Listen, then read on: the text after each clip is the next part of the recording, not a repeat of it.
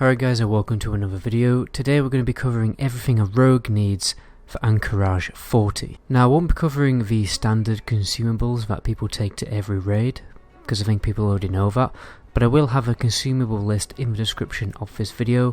Instead I will be covering the extra things that you will need specifically for AQ40. So this is going to be a big shopping list for all the things that you need and how to obtain them. Just before we jump in guys, if you end up liking the video and want to see more content like this, do consider subscribing to the channel because that really does help out. But anyway, let's jump in. So first things first, you're going to need a couple of frost weapons. This is because there is an optional boss in AQ40 called Visidus who can only transition to the second phase if 200 frost damage hits are dealt to him. What's more important here is the frequency of the frost damage hits rather than the total damage of the frost damage, which is why mages will actually just spam rank 1 frostbolt. Now you may be thinking, what frost weapons are the best to obtain? The simple answer is you should be dual wielding cold rage daggers with frost oil applied to both of them.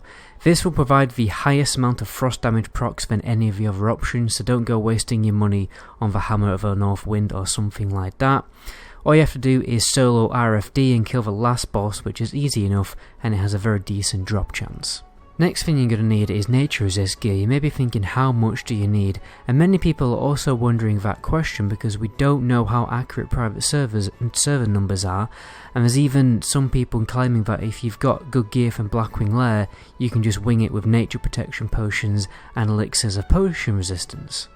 My general advice is to just get the nature resist gear to be on the safe side and aim for at least 150 nature resistance unbuffed, preferably more, because you really just want to get every single item slot equipped with a nature resistance piece if you can afford it and if you have the time to do it. And if anything, it's going to probably save you some money because you will need to use less nature protection potions. So let's take a little look at all the gear pieces that you can get. First of all, the headpiece. You can get tribal war feathers, which drops from Rend, well technically his dragon, and you can also go for a BOE item, but obviously that's going to be a lot more expensive. If you want an increased chance to get some decent nature resistance BOE items, do war effort quests and do the quests that give you the highest gear pieces and require the highest level item required. For instance, do the rugged leather quests rather than the light leather quests. The shoulders, we have Phyto Skin Spalders from Razor Lash in Maradon. A lot of the gear does actually come from Maradon, so you will need to do some Maradon runs, and you can do a few bosses here and there to get some really good nature resistance gear. Anyway, moving on, for the cloak we have Fluctuating Cloak, which drops from Prince Torfeldrin, but that is an RNG option, so it won't always give you the nature resistance gear. Other option is to go for a green BOE, but again very expensive, or you can go for the Zephyr Cloak from the Wind Reaver boss during the elemental invasions in Northwest Silithus. For chest gear, you can go for the Chimeric Vest. There's also a few other options for the Chimeric gear, and this is a leather working gear piece, but it's kind of rare. Not the recipes themselves aren't rare, it's just rare that you actually find someone who kept leather working and skinning and didn't replace it with, engineering when they got their pre-raid best in slot gear.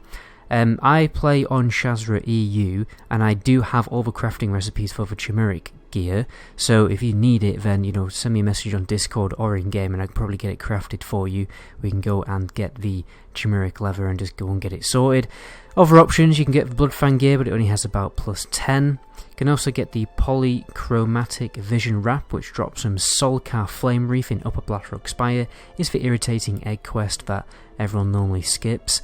But when you're doing Upper Blackrock Spire run, people probably will be doing this boss anyway, because again, people are mainly doing Upper Blackrock Spire runs for the nature resistance gear. For your wrist piece, probably going to have to get a BOE piece, or you can wait to kill some bosses in AQ40 to actually get the Beetle scaled wrist guard.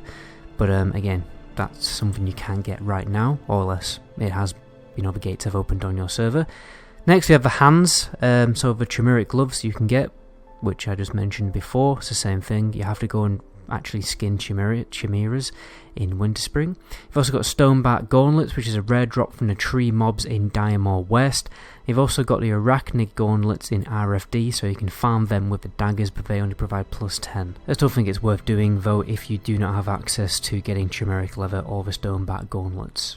Next we have waist gear, the Chloro Mesh Girdle, which drops from Razor Lash in Maradon. So there's 2 items that you can get from Razor Lash that drop nature resistance gear, so it's a good boss to farm. Legs, you've got Cenarian Reservist Legguards, which is a quest chain in Silithus that starts with the quest Dearest Natalia in the Cenarian Expedition. You got the boots gear, which is Fang Drip Runners, which drops from Nurubenken, or however the hell you spell that, in Stratform. And then you've also got Chimeric Boots as an option. For your rings, you're probably going to go for a BOE item, but again, they could be up to about 200 gold. You've also got the Seal of the Archmagus, or Magus, from Baron in Molten Core. It's kind of like fairly useless loot, so you can normally get that because nobody really needs it. And then you've also got the Upper Blackrock Spire Key Reward quest item, but again, that's quite a arduous task. For your ranged weapon, you don't really have a lot of options other than the polished Ironwood crossbow from the Emeris Dragon world boss. Again, that's also quite difficult to get depending on what guild you're in and what server you play on. And then for the trinkets, you're probably going to get double Heart of Noxians, which you can farm in Maradon from the boss Noxian. And you can also get the Ward of the Elements, which is an alliance only quest from the Oni achievement, but again, whether you actually kept that item or not, I personally did keep it. You may not have it and therefore you don't have access to it anymore. On top of getting your nature resistance gear, you should get the enchants for your gear. For instance, the Argent Dawn shoulder enchants that require 10 Argent Dawn tokens, so don't accidentally use them. Rack them all up and then turn them in for the quest. You've also got the nature resistance cloak enchant from the Cenarian Circle reputation, but not many people have that yet, so you could go for the enchant of other resistances, which is something that drops from the Witch Doctors and Sunken Temple. It's probably more likely that people are going to have that enchant. So let's cover all of the really useful and essential consumables that you need for AQ40. First thing you're going to need is nature protection potions that you're going to pre-pop before a boss fight, which obviously soaks up a lot of the nature damage. You should also get consumables that actually remove poisons, right? Such as the Elixir of Poison Resistance, which can remove up to 4 poisons effects, but it's a little bit pricey, so you may want to go for the cheaper option, the Jungle Remedy, which you get off the auction house, but you can also farm it very, very easily in the Stranglethorn Vale near the Rebel camp. Pretty straightforward, but probably a better spot for the Alliance to farm, in all honesty.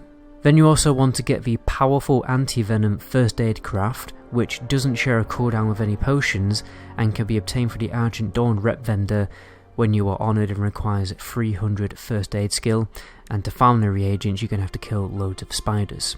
Lastly, I'm going to finish with some extras, so you can, if you have engineering, you probably want to get some sapper charges because it does help out with the certain boss mechanics because of the AoE damage. You can also use grenades, and if you don't have engineering, you can get some AoE trinkets which are really useful, like Ramstein's lightning bolts, the cannonball runner, and Smokey's lighter can also help out a little bit.